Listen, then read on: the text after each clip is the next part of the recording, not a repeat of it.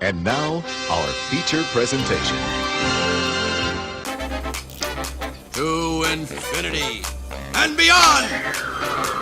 My name's Bond. James Bond. That'll do, Piggy. Bad boys, what you gonna do? Sorry with the box, who's in the box? Damn! Ew, get off of me! Ugh, A lot of people go to college for 7 years. I know. They're called doctors. Houston, we have a problem. We almost need to get like a new intro for the extra credit episodes. What do you think? Ooh, I'm in. That's just me wanting to put more work on myself. Which is, it's whatever. It's a thing. I was like, yeah, this doesn't really apply to these because this is different. It's kind of different. It's still 52/1995, which if you are out there and you're watching, welcome to 52/1995, your live movie conversation podcast, where we talk about movies from the year 1995. I am your host, Cody, and I am joined by my wonderful co-host this week.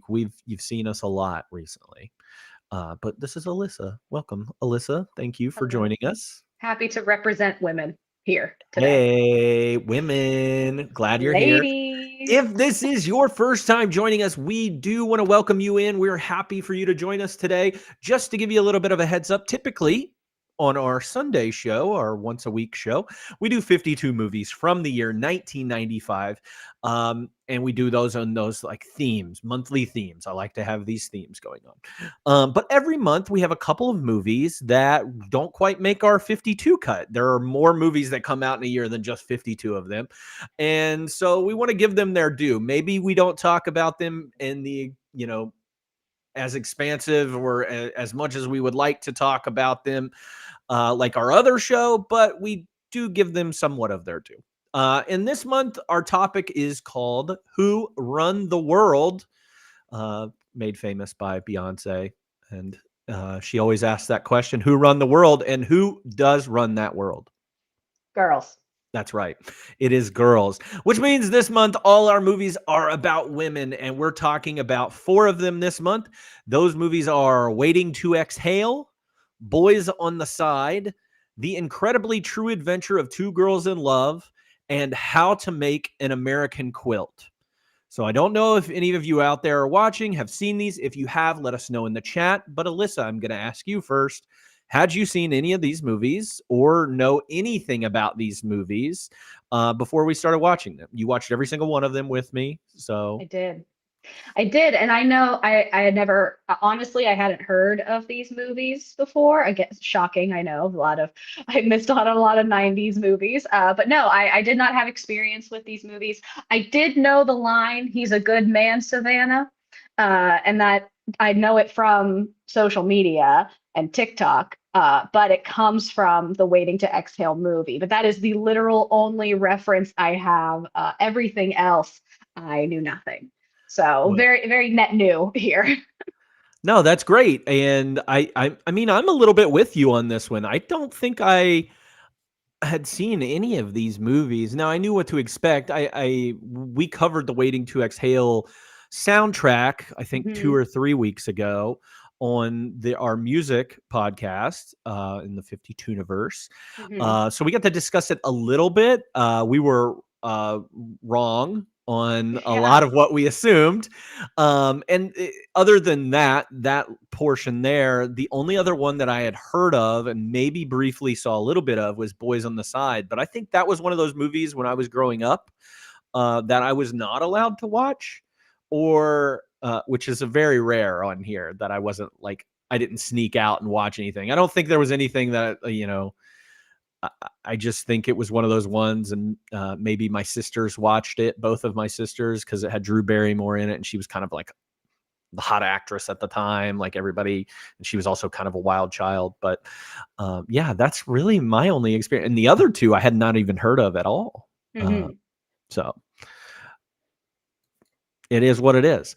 But let me tell you a little bit more about these movies as we talk about them. So, Waiting to Exhale, it was not all of them are directed by women, not all of them are written by women. In fact, one of these is not written or directed by a woman at all.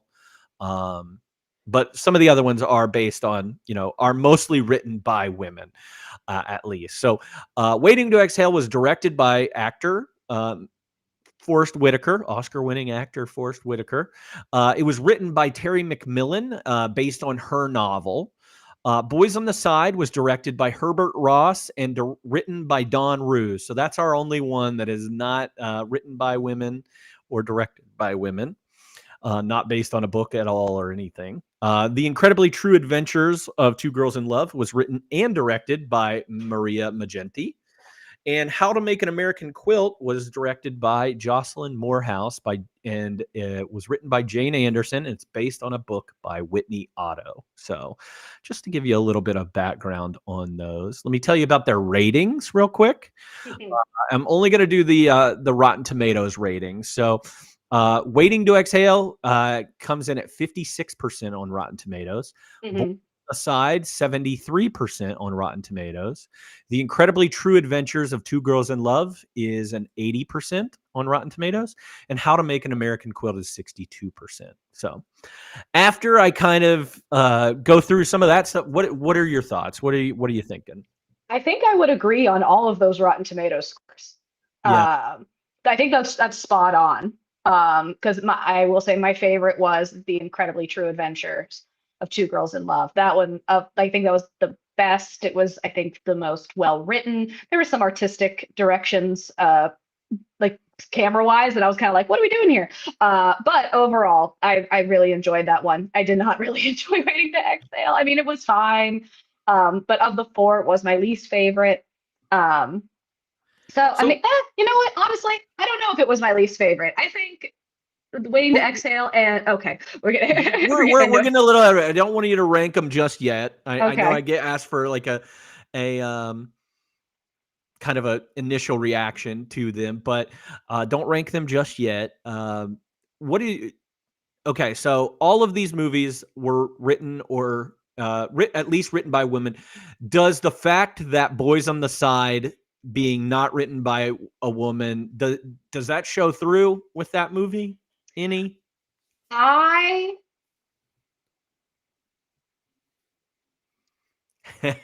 didn't prep you with any of these questions. So. I'd say I feel like there's so like I feel like there's so many women are written by men in media, especially in the 90s, that it's almost unnoticeable. It's just like, oh, okay. Like it's very clear that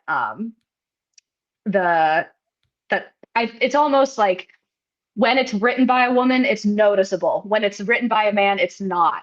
Okay, like it's just like it doesn't even like come across my radar. I did see some reviews that people were like, yeah, if this was written by a woman, this whole story would kind of turn out differently. And I agree with that, but that's kind of in retrospect, because I really had no idea where that movie was going in any which direction. Yeah, I agree. It took you so many places too. Yeah. Which we can talk about. So I think the Drew Barrymore character like she had zero depth and zero like true plot, that I think her character in particular, I mean, she was the plot, but like I think her character in particular could have done a lot better and would have been a lot less stupid, for a lack of a better term. Right. Because she wasn't even given a fair shot. She was a catalyst for the plot, and that's kind of it. Yeah. Certainly did not pass the Bechdel test. No. I think out of these movies, maybe one passes the Bechdel test, which is surprising. Yeah. I mean, the Two Girls in Love are certain is the only one, and it's because it's super sapphic. Yeah. So let's go ahead and break down each movie and talk a little bit more, have the discussions that we couldn't have after we finish these movies. So I'll start with the one that is probably the one that we've talked about the most between us, but I'll start with Waiting to Exhale. And just give like a little bit of a rundown. This movie's about four women in particular, played by Whitney Houston, Angela Bassett, I can't. Why did I not look them up? Loretta Loretta. Devine, Hmm. and I have no idea what the fourth person's name is. her name's Robin. I think that's The character's name's Robin. the character's name is Robin. But she didn't go on that actress did not was more of like a TV actress. I don't think she was in a lot of movies. But this basically is about four women who come together in Tucson, Arizona, I think. A couple of these movies end up in Arizona Yeah. or Scottsdale. They're in Scottsdale. They're In this in Scottsdale. one, they're in Tucson in Boys in on the Boys Side. on the Side. Yes, Arizona, big plot point today. But anyway, each of their stories revolve around finding a good man. Yeah. Or there's a severe shortage of good men in Arizona, apparently. But Not great. Not great. no, none of these men are good, Savannah. Yeah. Like, And I think this movie, we've talked about it, is not our favorite of that, but I do think that the soundtrack is something that stands out from this movie, and almost like delivered me more of a story than this movie did. I think the soundtrack misled us. The soundtrack had way more, it was almost a supplement to the movie, because we only could pick out like one or two songs that the Brandy song that we both really liked from the soundtrack was in the movie, but like any of those other ones, I'm like, I don't think these were in here. So like shout out to Babyface again for doing a great job on the soundtrack, but it wasn't noticeable in the movie. I don't even think like a third of those songs were in the movie. Yeah, and I like even that Brandy song we're talking about is just at a party scene. Like it's just kind of playing in the background. Yeah. It's So I wish, and like to talk about like the plot itself, like each of the women have four interesting stories, I will say. They do revolve around men. So it's kind of like the women are not the main plot point. It is the relationships that they have. And again, misled by maybe I wasn't misled. I wish there was more like this. I said it 2 weeks ago. I wish there were more friendship songs on the soundtrack. I wish there was more friendship in the movie. that's what I have listed in my notes. I said I wanted more friendship instead of like the like trying to find a good man. Yeah. I feel like the ending was supposed to be empowering. Like these women are making decisions and taking their lives into their own hands. And I'm like, nobody had an empowering moment in this movie. Yeah, it was very like you've seen scenes, and I know you hadn't seen this movie or anything, but there's that iconic scene at the beginning of this movie, not in the first like 30 minutes, I'd say, of this movie, where Angela Bassett sets her ex's car on fire because he's left her for a white woman, which is a big plot point too. But she sets his car on fire and she's walking away. It's like, it's just very iconic. It is the main thing you should take away from this movie is that scene where she's walking away with that car on fire. And it kind of leads you astray, and because the rest of the movie doesn't go as hard as that, I think. Yeah, I wanted it to go harder. I wanted it, and like everyone's plot got like, and none of it felt empowering in a way. Be like, hey, my cheating, awful husband I was supposed to get rid of his stuff. I'm going to get rid of his stuff by setting it on fire. Very fun. But then she ends up like why is everyone married? Like every person that 3 out of the 4, because Loretta's partner isn't married. The actress Loretta, I don't remember what her name was in the movie, but the guy that she ends up with is a widower. He's a widower. Yeah. The other 3 sleep with married men. I'm like, why? It was like, why do they all have to be married? Yeah, well, it felt weird. And like the Robin character, she has a couple different relationships going on. She's got one with the actor Leon, who we've seen in Cool Runnings and Cliffhanger. He's been popped up in a lot of these movies. He's the married one, and I think like her druggy boyfriend is not married, right? Like he's like the married, but he's a druggie. Right. The married one's the main one, though. Yeah. Like I feel like the drug dealer is who she's trying to date to get over the married one, and then she ends up back with him anyway. Yeah, and then she dates her coworker, for a or half a second. her not coworker, Her her subordinate. her subordinate, and then she fires him. Yeah. And then she's mad when he's dating someone else. Yeah, that one made me a little mad. Not gonna lie. There was a lot of weird, again, a lot of weird plots for seemingly no reason. Yeah, it was very strange, and It didn't feel empowering. It didn't, and like not every movie needs to be empowering. It doesn't need to be Yeah. like woman power. It was the fact that they acted like it was woman power. And I will say we don't get a lot at this point in, that there's a lot more now, but at that point in 95 there was not a lot of positive Black female relationships, friendships, like to that degree on screen. Mhm. There's a whole niche that's not being met. That's not something that, a lot of times in media, women are pitted against each other. The characters are written in a very shallow way. This was like you have four women who are friends. The friendship is in that, and you see that, and they're women of color, like fantastic. But Mhm. just because it's a milestone doesn't mean it's still good. Like again, we were watching it with 2025 eyes. It's like, yeah, I can appreciate it for what it is, of being a monumentous kind of movie for the Black community in 1995. But watching it now, it's just like, I'm like, stop it. Yeah, it was nice to see though that their relationships didn't intersect with each other. We see that in a couple of the other movies, Yes. like how they get involved and people start hating one another or anything. They never do that in this movie. That is true. That is one of the positives of this movie, is like there Mhm. is not that classic, oh, we're fighting Over a man. Yes. All of their problems with men are separate from one another, which Yeah. is great. And they do support one another. Like they'll tell each other like, hey, probably shouldn't be dating that guy. Like they will like be positive in that way. And again, but they still will support each other. It's like, I support women's rights and wrongs. If that statement and men ain't shit were together, that's what Waiting to Exhale. Yeah.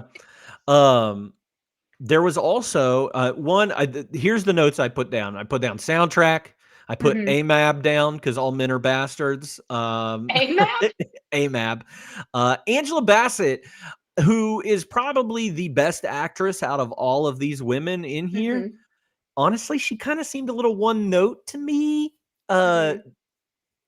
But that was just because they didn't really give her much to do after her like setting the car on fire. It was just a lot of her, grieving and crying and and she was kind of stuck there for long periods of that movie of the Yeah. movie to me. And it wasn't until like you got to the very end, or she is kind of has that weird thing with Wesley Snipes' character, which another Yeah. married man That's who's what I'm saying. just Like, kind of waiting for his wife to die, and then weird. like he'll be okay to like pursue that relationship. Yeah, yeah. I agree.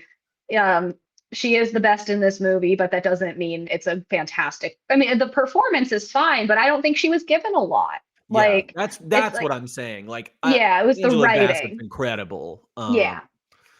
So I don't know. I didn't think too much of it. Is there anybody else that kind of stood out? Like Whitney? I thought Whitney was going to be in this movie a lot more. Yeah, like she's played off as the main girl, the main character, her and Angela Bassett being the two, and then the Mhm. other two being, part of the friend group, but not as prominent. She really wasn't. I mean, I think Angela Bassett was the main lead in this movie, and Whitney Houston was just kind of there to be Whitney Houston. She kind of disappears for like a big portion of the movie. Yeah, we're like, She what's gets going she gets a lot at the end, but yeah, she kind of disappears. It's Yeah. I will honorable mention to the only good man in this movie, the tap dancer. Oh yeah, we love some Gregory Hines. Gregory we last saw Hines. Gregory Hines in Renaissance Man with Danny DeVito. As the drill sergeant. Yeah, as the drill I sergeant. forgot. Yep. He was awesome. I liked him.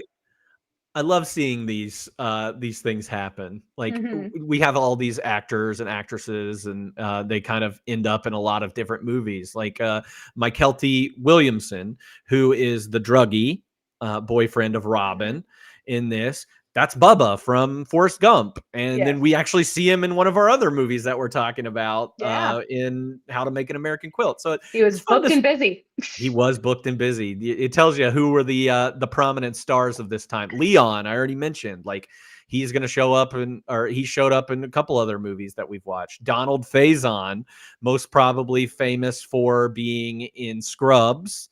As Turk, but we're going to see him later this year in Clueless. So a lot of these people are popping up. That's a big year for him. Big year for Donald Faison. Good for him. There was a planned sequel for this movie. Did you know that? What could you possibly say? Well, so Angela Bassett was interviewed in 2011 on an episode of The Talk. She confirmed that a sequel was in the planning stages with all the female principals signed on to star and Whitaker returning to direct. The film would be based on Macmillan's 2010 follow-up novel, Getting to Happy. Macmillan was adapting the book into a screenplay. However, Whitney Houston passed away in 2012. Okay. So it was like the actual author of the original book was okay. Because I'm not anti-sequel, but I'm like, because of everything that's been coming out recently, I'm like, stop with the sequels, stop with the remakes. There's no original thoughts anymore. But that's not a totally true statement. But again, every time I hear sequel, I go, like, what do you mean? But if it's actually like intentional as opposed to just like a moneymaker, cool. But yeah, Whitney did pass away. Well, and it seems like this book, just from what I'm read about it, is obviously it takes place 15 years after Waiting to Exhale.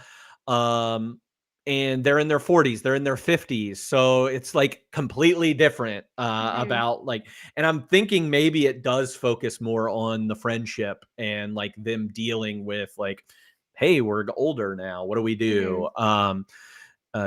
So I do think that, but it seems to me like they still are talking about some, relationships and stuff. Well, I'm sure, like, I mean, maybe, it follows Angela Bassett. Does she end up with that guy? Is Whitney Houston still single? Is, the baby, Robin gets pregnant, like he would be 15, like, what? I'm sorry. What did I say? No, I just read something that makes me so sad. Because we do get this, like, we were talking about the Gregory Hines character. Yeah. And how, like, that's the one that, like, actually works, Yeah, like, again, he was a widower. Yes, they had a decent, like, they were actually in love. He did not have any strings attached. Was that not going to be the plot? So what happened was she had a great life. Shared a happy and healthy marriage with him, and her business flourished. She also lost a bunch of weight and got really, fit and everything, because that was a big part of her thing, was like people talking about her weight in this one. And he was killed. It doesn't say how, but on their anniversary, he was killed. Jesus. And so she goes into depression. Her business sucks, and she gains back all the weight that she lost. So hers is all about grief. Oh my God. Yeah. And apparently her son married somebody that is also a criminal and also an adulterer too. So okay. Yeah, that's a story there. No, I just want to focus on that. That's one. That's only that could be a whole book by itself. So yeah, that was the one that shocked me. I was like, I shouldn't have read that. Very sorry. But yeah, Gloria's is the only good story. Yeah. I mean, I liked the it's the only rational story. Right. And that's because again, I don't understand like anybody sleeping with a married person ever if you're not married to that person, and justifying it or being okay with it, or it's just like, what are we doing? Like it's not cute. Yeah. And the like they even try and like skirt the line to where with the Wesley Snipes and Angela Bassett storyline. He's like, my wife's dying and I haven't been with her in, over a year because she's been so sick. And it's like, does it make it better if I find out If I find out, You're gonna die before me. I say, the 2 graves will be dug. Okay, like I'm dying of cancer, and you're gonna sleep with someone you just picked They up did at not the sleep bar? together. They did not sleep together. They slept together, but they did not sleep together. They cuddled in a hotel room that my joint bank account paid for. We have a problem. I'm just saying that's what they tried to like. They were going to. They were trying. They were trying to find a way, but they were better than that, you know. But he still like writes to her. Yeah, it's weird. Yeah, It's it's a weird weird. thing. Yeah. So overall feelings about Waiting to Exhale. Don't really care for it. Not really. Not recommending it to anybody. No. Yeah. All right. Let's talk about the next movie on my list, which is Boys on the Side. I think that's a very misleading title. Boys on the Side. Yes. Like I don't understand why it was called Boys on the Side. To me it had nothing to do with the movie. Like Yeah. there could have been any other, like it could have been called Road Trip. It could have been called Friends. It could have been called How to Get Out of a Pickle. I don't know. I don't or it could I How don't to get know. out It of just the pickle. How to Get Out of a Pickle of Murder. It just didn't make sense to me. That's kind of maybe where the whole like it's written and directed by a man comes in. It's just like the men are not the main plot in this movie at all whatsoever, and it's literally called Boys on the Side. Like it's not focused on. Obviously, there's one relationship that is the main plot point, and it's not because of the relationship. It's because the boy is murdered. So I'm like, I don't really. Again, Boys on the Side might even be a better title for Waiting to Exhale. Yeah, that's true. That to me, that would be a great title for that movie. But yeah, I don't understand why it was titled that. But Yeah, it is a weird title. I never really even thought about it. So this movie has 3 main characters in it. The 3 women, Whoopi Goldberg, Mary Louise Parker, and Drew Barrymore. All actresses born 10 years apart from each other. wow, Exactly. Yeah. Interesting. they're fun. They're a fun bunch, and like star-studded too. Like we love Whoopi. Yeah. Drew Barrymore is in her young kind of crazy phase, but still does a fantastic job. I wasn't familiar with Mary Louise Parker prior. I mean, maybe was I? Have I seen any movies that she's been in? I don't think so. I don't think there's unless you watch the show Weeds. No. She's the main character in Weeds. She's done a lot of different things. She is big on like play. She does a lot of acting on plays on Broadway, not musicals or anything, but just plays and stuff. I think she's actually got a couple Tony wins too. Fun fact: 2 Oscar winners in this movie. 2 Oscar winners in this movie?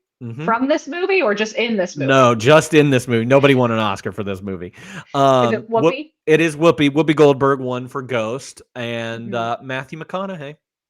Oh yeah, Matthew McConaughey jump scare.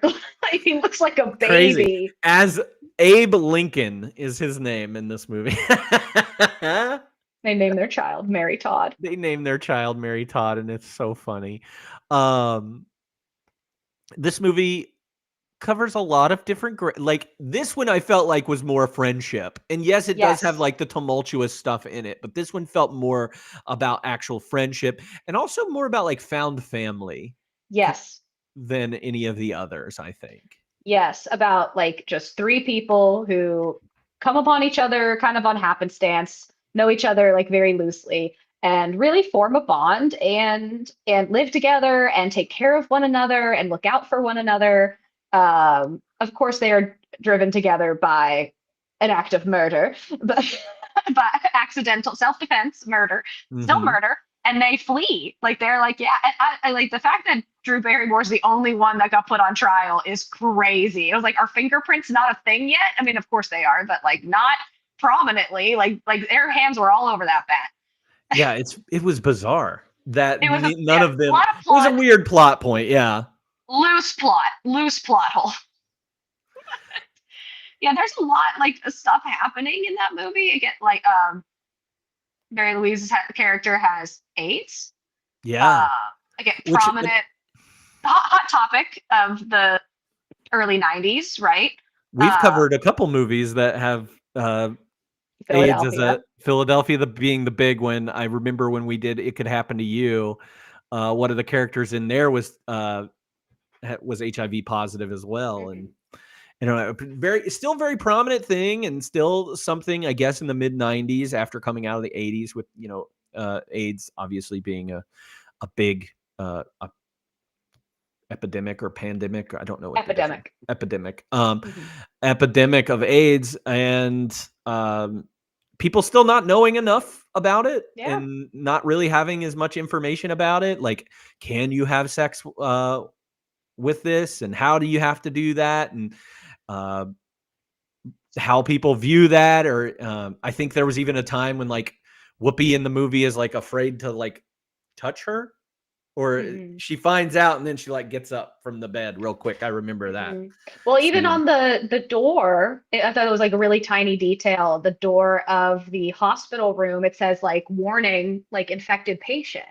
Like it's that's when the mom goes in the room. Oh, okay. So when Didn't even notice that. yeah, it's like this is still like almost like a quarantine scenario. Like, hey, I don't know if it now I will say I don't know if it was because she was HIV positive or because they don't want people to come in the room if they have a cold and make her worse because her immune system's shot. So I didn't know, like, because I couldn't see like the details of the sign, but that's initially what I thought was like, oh, is this kind of like a quarantine? Like, don't touch this patient.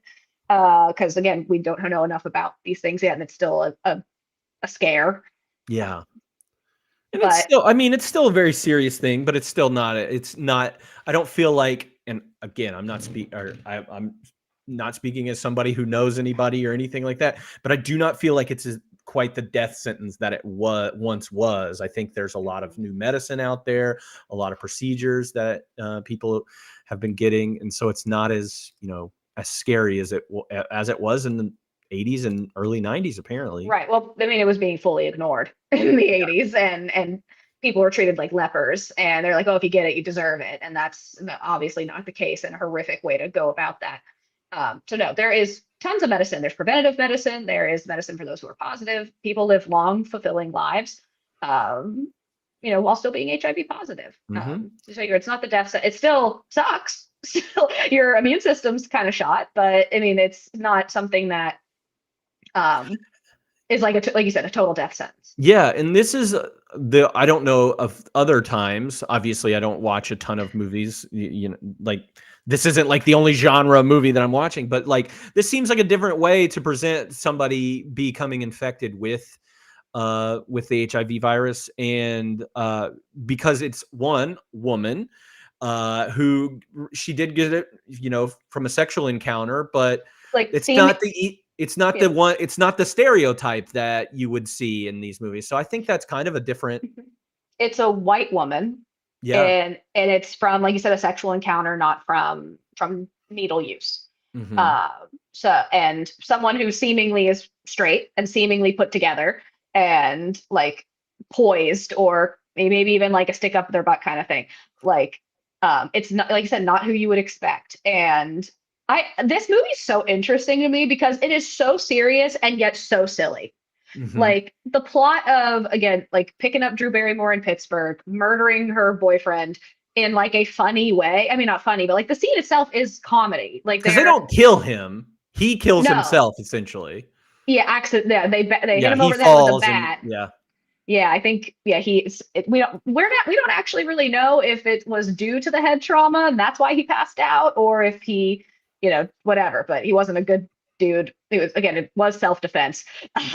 But that they, Drew Barrymore being so silly, being pregnant, dating a cop that is Matthew McConaughey, being so aloof and silly and a goober, for lack of and then like this very other serious plot of a woman having AIDS, and Whoopi Goldberg falling in love with her. That's a whole other plot point, is that Whoopi is gay in this movie. Like everybody's got their own baggage and they deal with it in their own way, and it's just so interesting. But it's both very silly and very serious. And I think it did a pretty decent job at balancing the two. I Mhm. enjoyed the movie. Like there are certainly some plot holes. It's not my favorite movie of all time.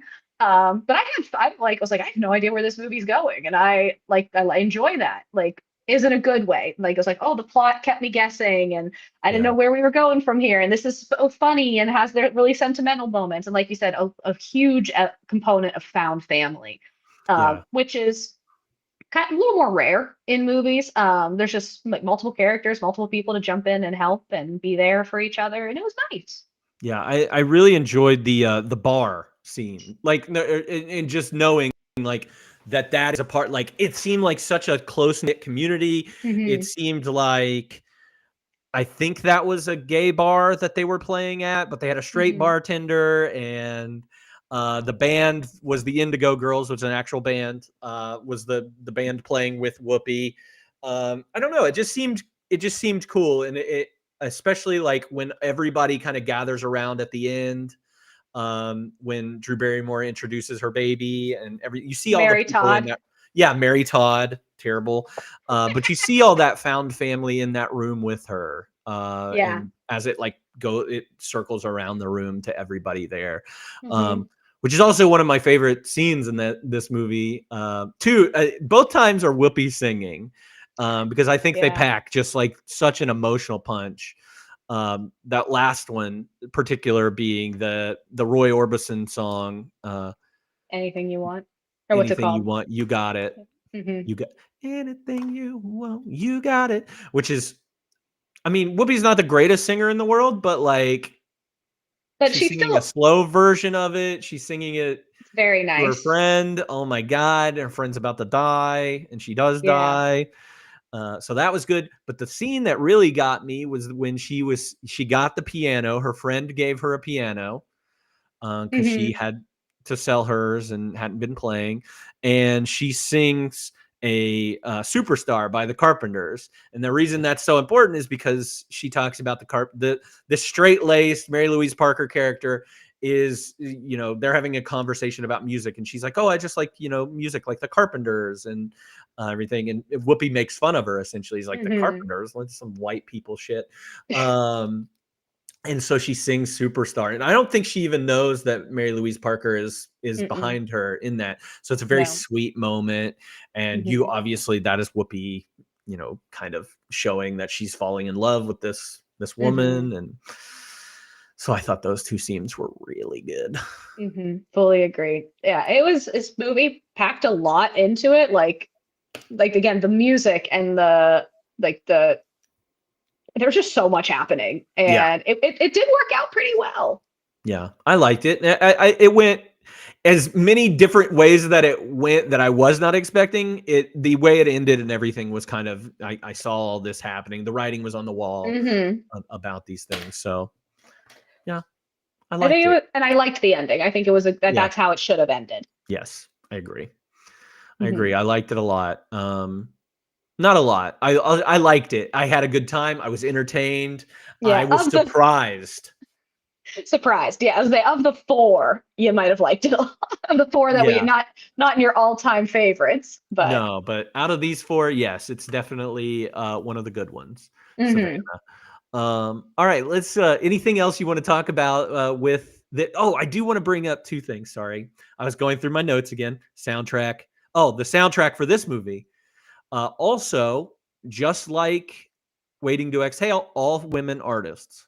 Oh, fun. Yeah, so check that out if you want. It's a lot of like Bonnie Raitt and Melissa Etheridge and Indigo Oh, Girls obviously are on there. So probably like a more alternative, maybe country, like alternative hmm. country Yeah. feel to it. Because But that's kind it's of like, Whoopi's genre, like kind of yeah, rock and roll, smooth. hmm, Yeah, I like that. yeah, bluesy. Yeah, it's good. Um, Mary Louise Parker in this, you and I both said it, and without like knowing what the other one was thinking, that she is Anne Hathaway. Like all of her mannerisms, her talking, Yeah, like it's Anne Hathaway. it is. I was like, you could just I mean, Anne Hathaway was I mean, she was very, very young at this point. Like, I don't even think she Hmm. was in acting yet. Mm-mm. But if you were to do a remake, like like a recast. I don't like maybe not 2025, maybe like 2015 Anne Yeah. Hathaway. But yeah, it's pretty spot on. It was scary, like how close they were to me. Like I was like, they are the same person in that movie. Yeah, it was pretty wild. Yeah. And just a quick question. What did you think of, you kind of already hinted on it, but what did you think of Drew Barrymore? Like, because this is kind of your first Yeah, taste of Drew Barrymore in the 90s. Yeah, I very little. I think I've seen Never Been Kissed, or I've seen pieces of it. I don't know if I've seen like the whole movie. But And like that's almost like that period of time is almost like a different era of Drew Barrymore entirely, because that's like Never Been Kissed, Ever After, which she does like a Cinderella version, and 50 First Dates, or Wedding Singer, 50 First Dates, like she gets in with Adam Sandler. That's true. I've seen 50 First Dates. Yeah, I've seen The Wedding Singer and 50 First Dates. You're right. This is like young, like you said, kind of like crazy version of Drew Barrymore. I thought she was fun. I thought she was cute. I thought she played like Drew Barrymore was that character. Like, I don't know if I don't know her as a person. I don't know if she was or not, but like her being the craze, I'm like, she nailed it. I thought her character's silly and funny, but also like has a big heart. And I loved it. I thought she did a very good job, especially for her being so young, being put up against Whoopi Goldberg. She carried her own. I enjoyed her in the movie. Yeah, it's really interesting.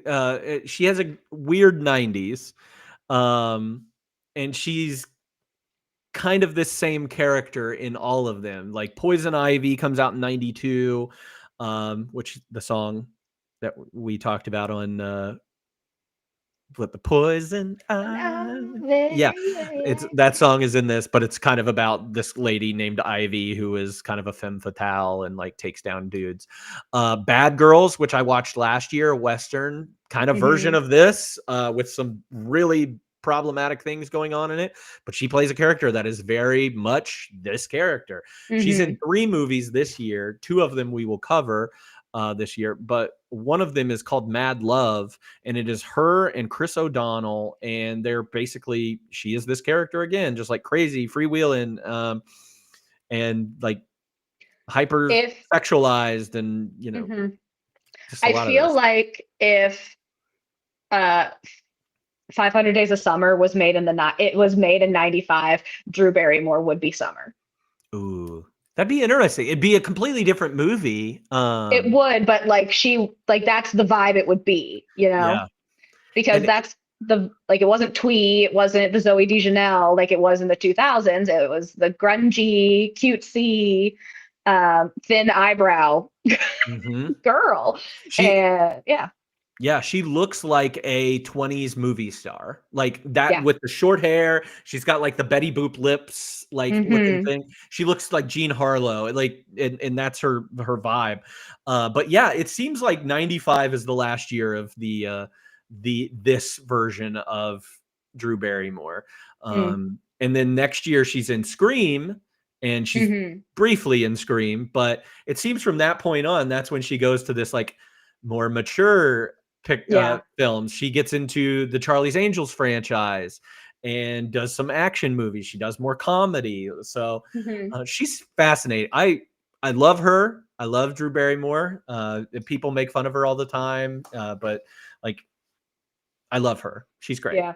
I think she's just lived a life, you know, like for being because she's not that old. Like was she in her 50s? 40s? She's not even 50, I don't even think. I think she's like low or maybe upper 40s, but for her to live the life that she's lived, and 1, be alive, 2, not be, unwell, and 3, still having a thriving career. That's impressive. So like when she, whenever she's on her own talk show and she's holding people's hands, and I'm like, yeah, of course, that's how I'd be too if I survived every drug ever. And yeah, seriously. And being a child star, that shit fucks you up. Yeah. She just turned 50. Good for her. So just this last month just turned 50. So she looks great. She looks great. We love Drew Barrymore. Maybe she's not the best actress of all time, but she's pretty good. Like I think she deserves a lot more credit than she's often made fun of for. Agreed. yeah. So, anything else about this one? Boys on the Side. Nope. General thumbs up, though. General thumbs up. Nice. All right, let's talk about probably what I thought was the biggest surprise of the bunch. The incredibly true adventure of Two Girls in Love. Yes, I love a queer coming of age story. I've seen Netflix had a time where that was all they were putting out, I feel like, and I Yeah. watched all of them. It was like 2018. I watched every single one. And like it's so cute for a lot of reasons. One, the director slash writer dedicated it to her first girlfriend. So you know that this is coming from a genuinely true story. I'm sure there was a little bit of elaboration there, but like, I was like, this is great. It was very sapphic. Two, it was like, no matter if you are whatever your sexuality is, everybody knows that feeling of being a teenager and feeling those emotions for the first time. And you saw it with these girls, and it was like you felt the awkward and you felt the chest tightness, and when they held hands or when they kissed for the first time, you're just like, ah. It was cute. It was very cute, and again, kind of wild at points, like kind of some crazy things happen, especially towards the end. But it was very fun. It was so fun. Yeah, and even the director writer talks about this movie, and she says like it's not like, yes, it is about, coming out and a queer relationship and everything, but her intention and the purpose behind the movie is just about first love among teenagers. And it's, you're right. Like that's pointing to exactly what you're talking about. Like we all know that feeling. We all know.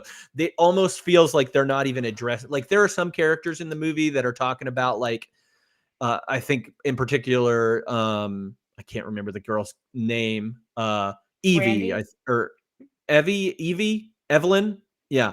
Her, like her friends that she kind of splits off from, she's like the popular girl. They're like talking about it. But even when they're talking about it, they're not like, especially at the end of this movie, when they're like in the van together, one of the girls is reading a book that is about like having a friend that is gay. Like, well, they don't care. They do not care that she's gay. They care that it's not popular or cool to be different.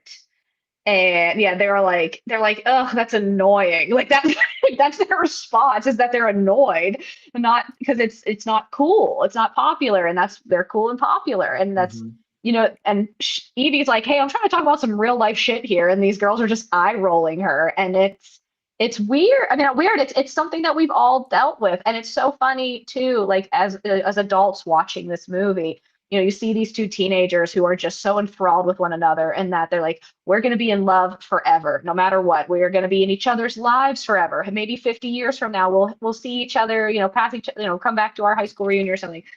And as adults, you go, ah, so cute, not going to happen. But like that's how all the adults are in this movie too, about their relationship. But the two of them are just so enthralled, and you're like, yeah, that was me when I was 17 too. Mm-hmm.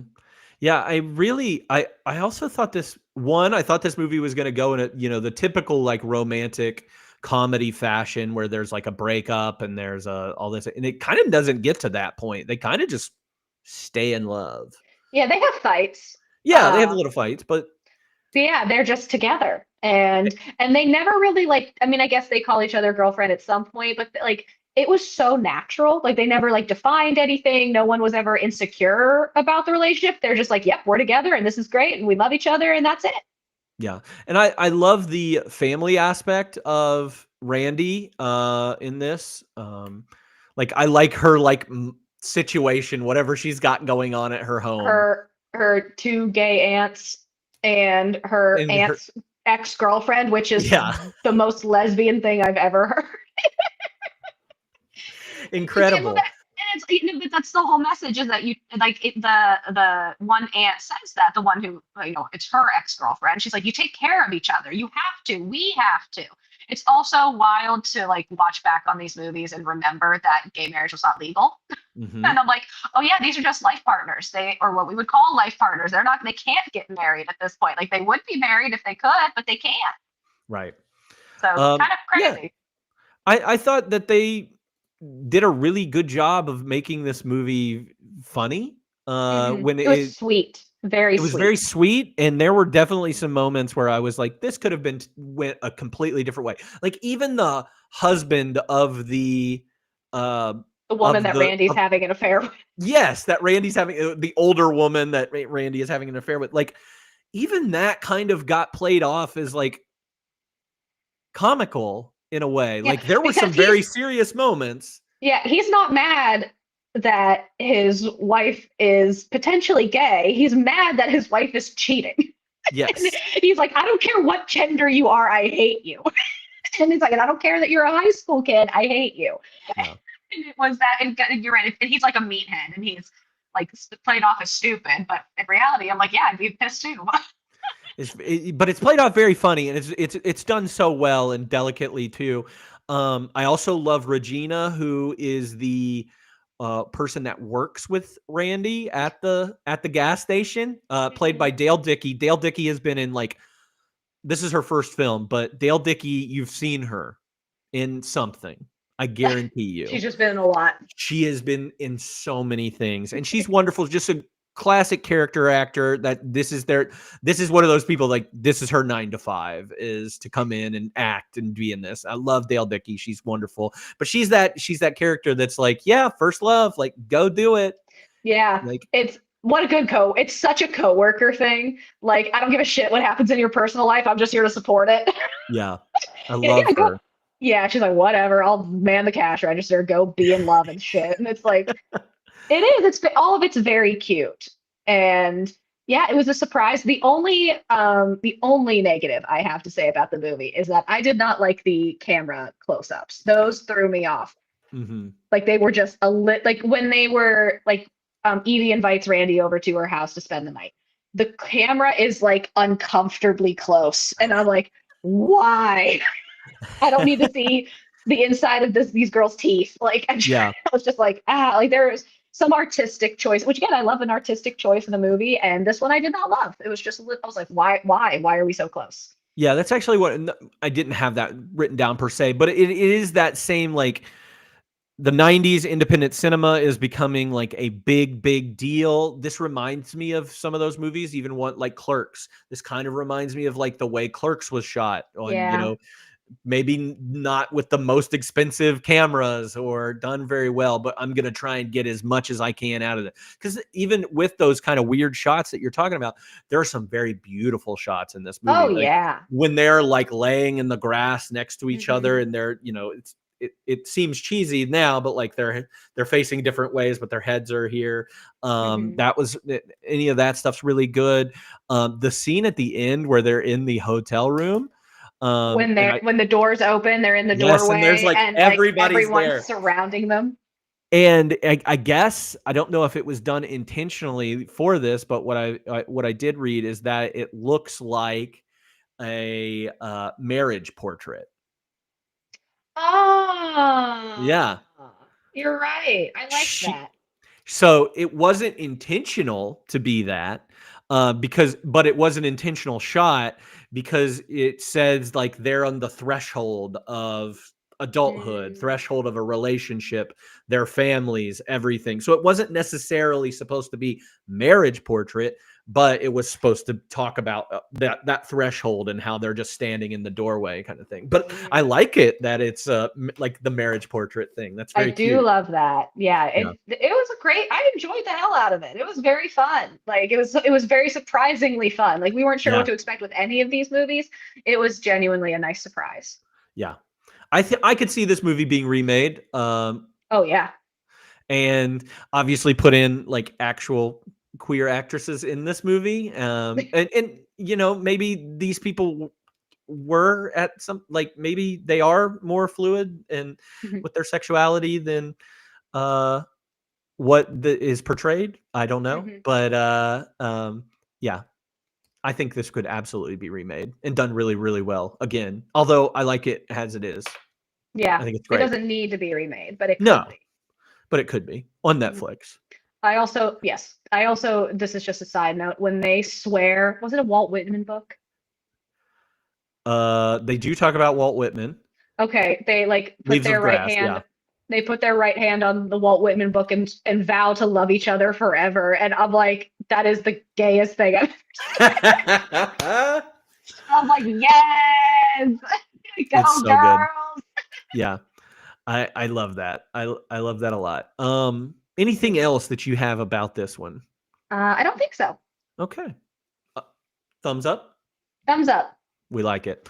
All right, let's finish this out talking about how to make an American quilt. This is probably the one movie on here that has the most like oomph, I think, to it. Like maybe more production value than any of the other ones.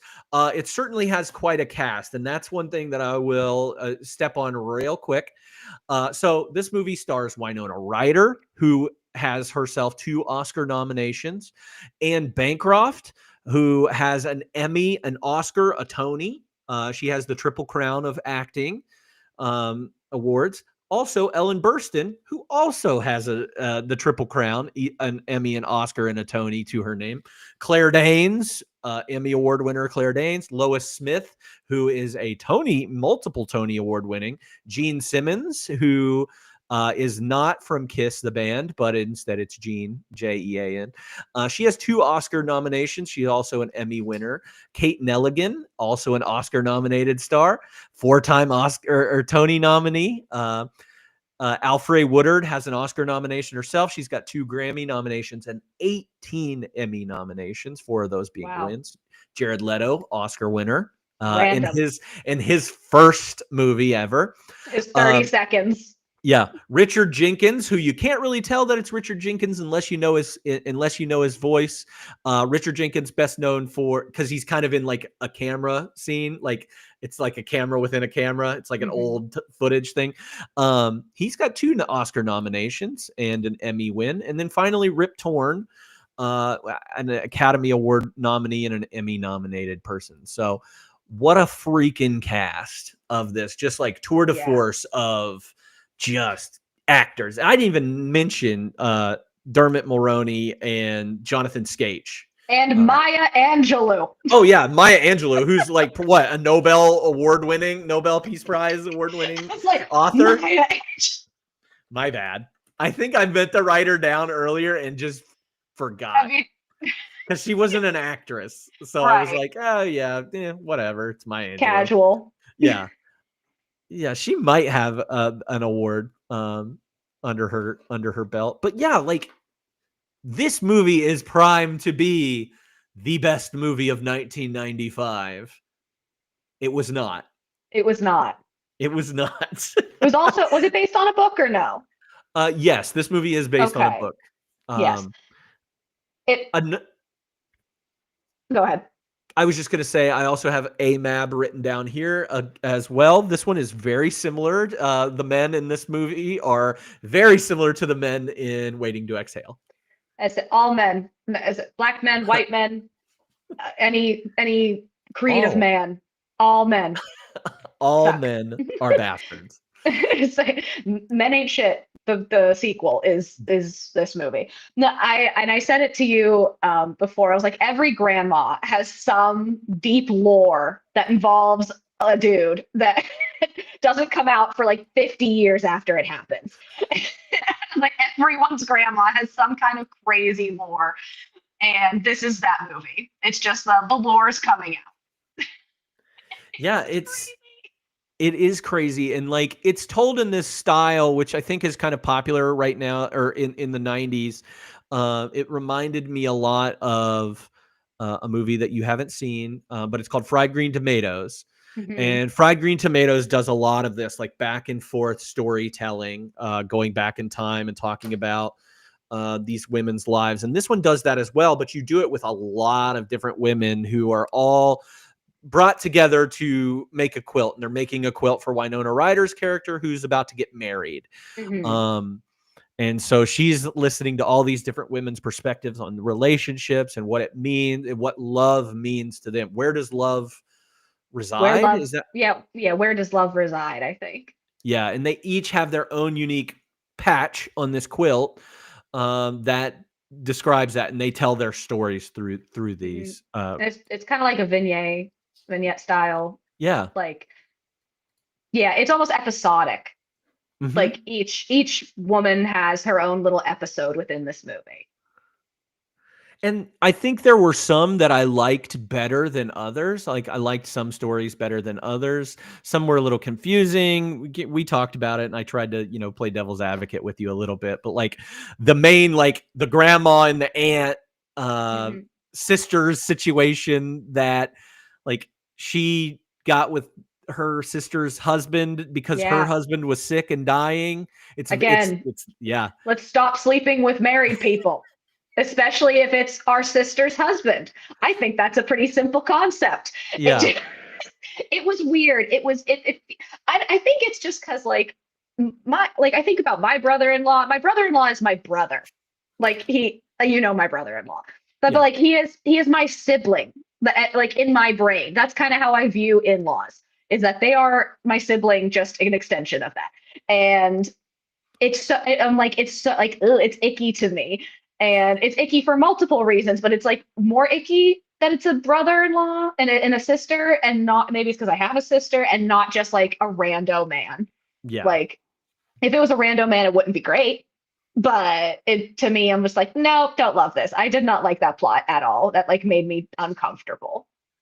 Because Yeah, I don't know how think- you get past that. I mean, maybe I'm just a grudge holder, but like And again, maybe it's the like husband- blood is thicker than water, I guess, kind of thing. Like, yeah, I'll hate my husband, but you like your family, so I'm sticking with you, even Meh. if I don't.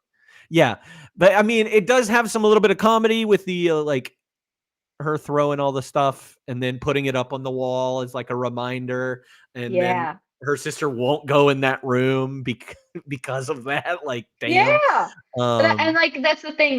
They're just living together as sisters. Again, both husbands have passed at this point. So they live together, and they just act like everything's fine. And like the one sister just hasn't forgiven the other one yet. And I'm like, how do you exist in the same room as one another? My sister gives me a side eye and I feel horrible for a day.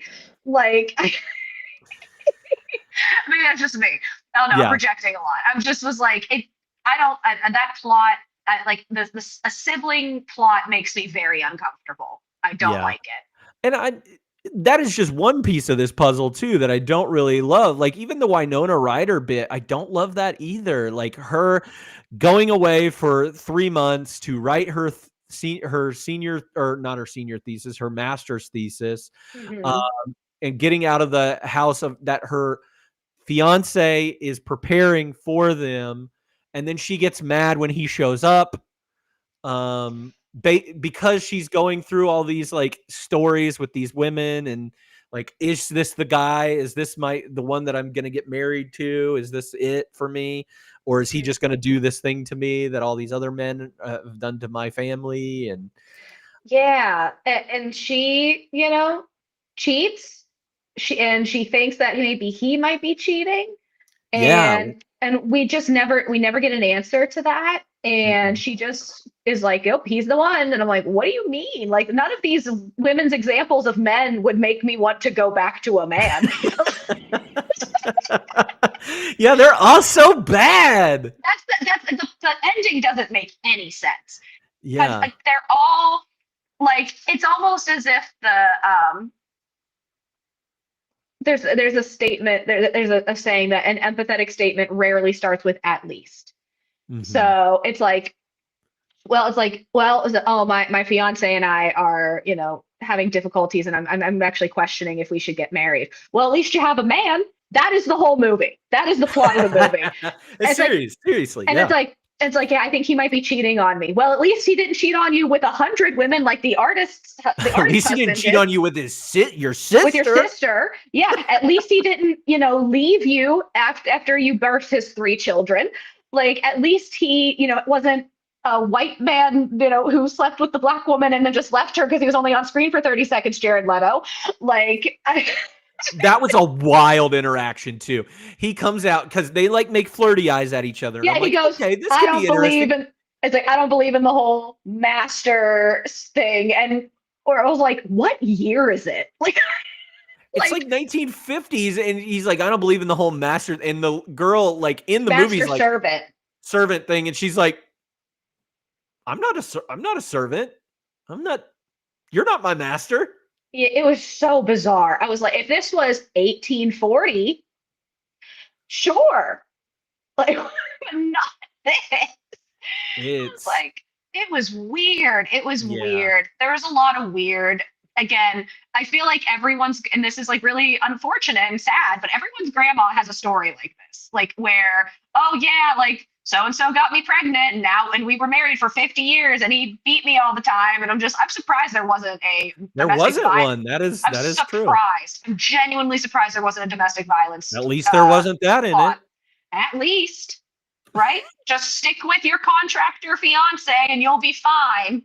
You know, have sex with the French dude in the vineyard and then get over it. Like, I love Winona.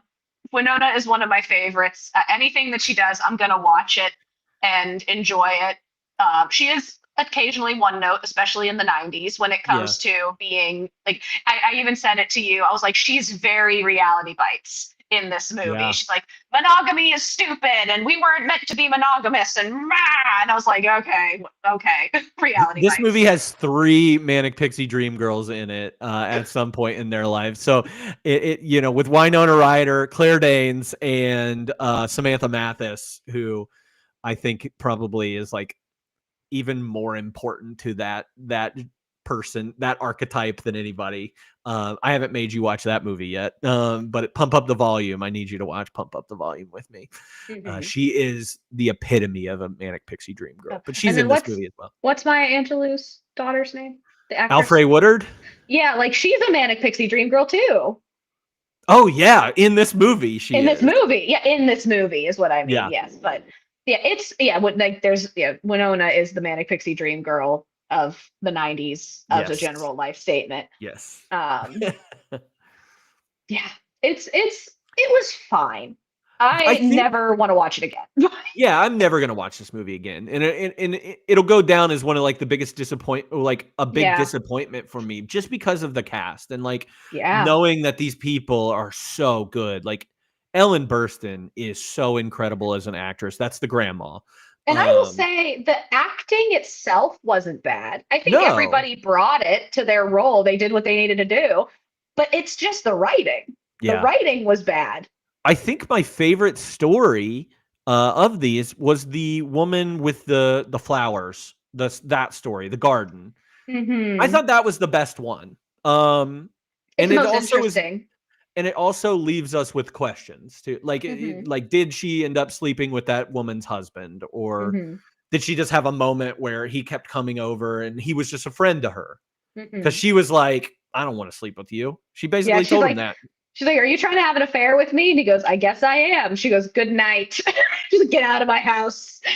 Yeah. So like I found hers to be the most compelling in the best story, and hers is about grief and losing a Hers is husband also and- the most current. Like hers was happening within the last year. All of Yeah. these other like look back stories were 10, 20, 30 years in the past. So I don't know. I like that one the best. I think that one's the one. Obviously, it doesn't have as shitty of a person because her husband wasn't a shitty person. So Yeah. He's far as the we love of know. her life. Yeah, as far as we know, we're good.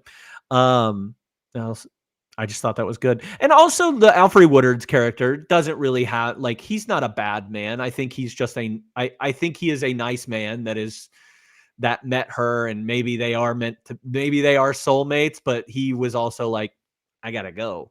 Yeah, I'm married. I I'm gotta go. I'm married. I gotta go. Here's Yeah. this poem. See ya. Yeah, she was having a mental breakdown in a restaurant, so that is Yeah. nice of him to be like, "Hey, are you okay?" Like that's really what the plot was of Yes. of her story. So she fell for the first guy that was nice. Was to her. nice to her. Yeah. If we break it down like that. Yeah, I think I was just I'll say that Jonathan Skaich, who plays what's his name? Not Leon. No, it's Leon. Leon. was- It is Yeah, Leon. it was Leon. Leon, but I couldn't tell if he was supposed to be Spanish, French, Italian, all of them. or just American, because Jonathan Skaich is just American. So I don't think he was like trying an accent, except when he said Leon. He's like, I'm Leon. It felt Yeah. weird. Oh, the whole And thing was weird. his character almost seems fake to me, like he's not real. Yeah. Well, like the whole plot of, again, he like brings her strawberries. I was like, how did you find her house? And then it turns out they're neighbors-ish, and I'm like, that doesn't make any sense. And then when they meet in the vineyard, he just grabs her and puts her and like takes off his shirt, lays down his shirt and lays her down. There were 0 words exchanged here. I was like, that doesn't happen.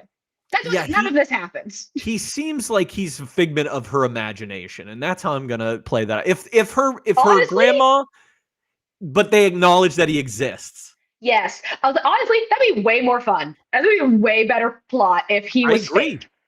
Because he's such a caricature of like it's like a Latin lover almost kind of thing. Yes. And he is so beautiful man.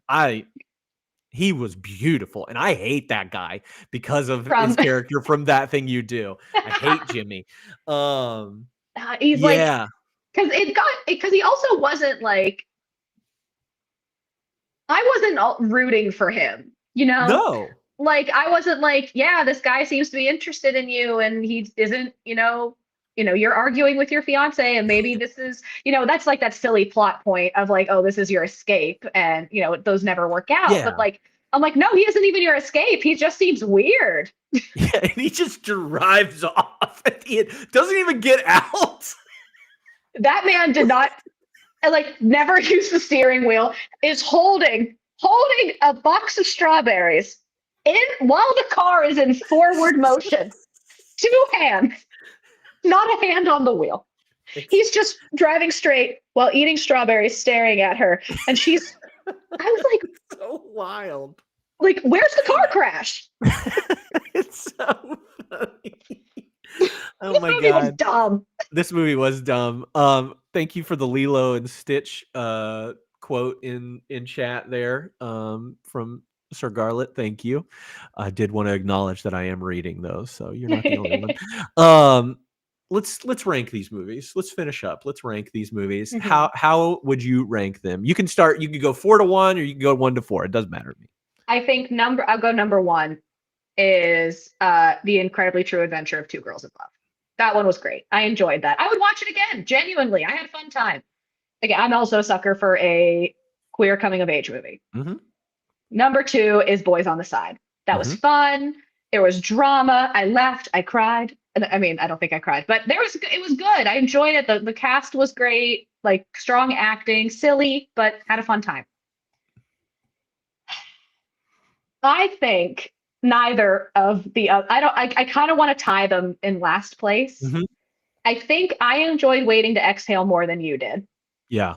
And Waiting to Exhale is just more believable and to me more tolerable now again than the nonsense that was happening in How to Make an American Quilt. And because it was like the stuff that happened in How to Make an American Quilt was almost fantastical. Like we didn't even mention the mystical crow. Oh yeah, the mystical crow that leads you to your true love. Your true love, and I was like, we need to find this crow. just let it lead you places and just make friends with crows. I was like, what is happening? Like, I really liked Maya Angelou's character and her story. I thought it was interesting. I wasn't like cool with it, but I was just like, I liked that piece of it. I hated the grandma sister situation. Again, watching these men, like men ain't shit is the theme of both of these movies pretty equally. If I had to choose to watch a second time, I'd probably pick Waiting to Exhale. Yeah. So those are the only. Yeah. It was more tolerable. Those are the only 2 that we got flipped, and you kind of nailed it for me because I just did not enjoy Waiting to Exhale that much. I was just like, what is going on here? But equally so, How to Make an American Quilt is not great at all. And honestly, so we actually kind of lined up with Rotten Tomatoes as we were kind of talking about earlier. Yeah, that's exactly how my rate. I was kind of surprised when I wrote down the ratings. I was like, oh, that's how I'm ranking them is in the exact order. So it seemed weird, but yeah, I think we're right. I I agree. I think the only one that I would probably rewatch is Incredibly True Adventures of Two Girls in Love, and even then, I'm, it was good. It was very good and very sweet, and I would watch it again. Yeah. So, all right. Well, Alyssa, thank you so much for doing this with me and being a woman. Really, Yeah. you're doing God's work. Thank you. I've been doing it most of my life, and Well, it's gotten me here to this podcast. Congratulations. Thank you. Yeah. Congratulations. And congratulations to all you other women out there. Shout out to women. Shout out to women. Don't watch these movies if you're a woman. They will not empower you. Anyway, is there anything, any other recommendations or anything that you would put out there? It doesn't have to be a movie, could be a book, could be anything that you think. Poetry, it doesn't have to be anything. It doesn't have to be anything at all. You know what? A movie I would recommend for women, and I've made you watch it. It's a French film, and it is called I Am Not an Easy Man. And I think that is directed by a woman. It's also on Netflix. It is French. It'll have subtitles. But it's about, it's a comedy about if the genders were reversed in terms of the socialization of genders. Like men would be the homemakers and women would be the breadwinners. And it is hilarious and satirical, tongue in cheek. I think that's a fantastic movie to recommend. If you haven't seen it, man or woman, I think it's a fun movie. I like that. It also makes me sound smart when I recommend it. I love Alexa's trying to horn in on my podcast. Girl. She heard women. She was like, it's my time. You ain't a woman. She's still doing it. She's still talking. I'm trying to think of anything that I would recommend that might be based around this. The Barbie movie? The Barbie movie would be a great one to talk about with this. I'm trying to think of anything else that might come up here. I don't know. I'm struggling. Maybe it's because of me being a woman, not being a woman. Okay. What about Women on the Verge of a Nervous Breakdown? Not a female director, but I had a fun time. That is a movie.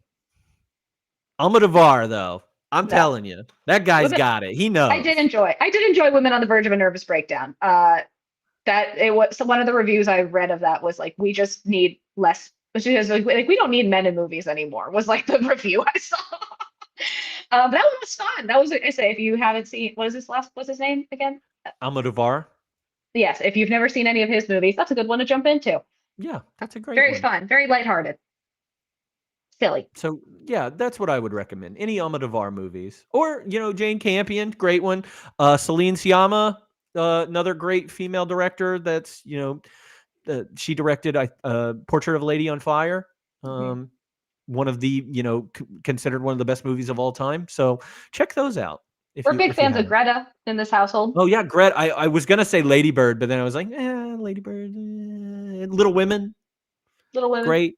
Barbie. I mean, I love Lady Bird, but I'm trying to think of like in the vein of like women power. I guess it is. I mean, it's more about a relationship with a mother and a daughter. I was gonna say, I do think Lady Bird is a perfect representation of a mother-daughter relationship of a high schooler and a mom.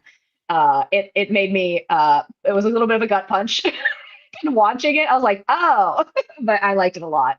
The Substance by Coralie Farge. I will not be watching that, but thank you. You will not, but I'm just recommending some of these movies out here. Some good choices out there. And The Crow, I would recommend The Crow just because of the mystical crow from How to Make an American Quilt. Anyway, Alyssa, thank you so much for doing this with me on a Wednesday. And we do these a lot. If you want to keep up with us, join our Discord. Links in the bio. We do a lot of fun stuff over there. I'll actually post the Discord link there if you want to check us out. So do that and see what's going on when we do more of these in the future. And we are going to continue doing more of these like next month. Our extra credit theme for next month is youths. And you got to say it like that. You got to say it just like Schmidt does. We have a couple Schmidt categories this year.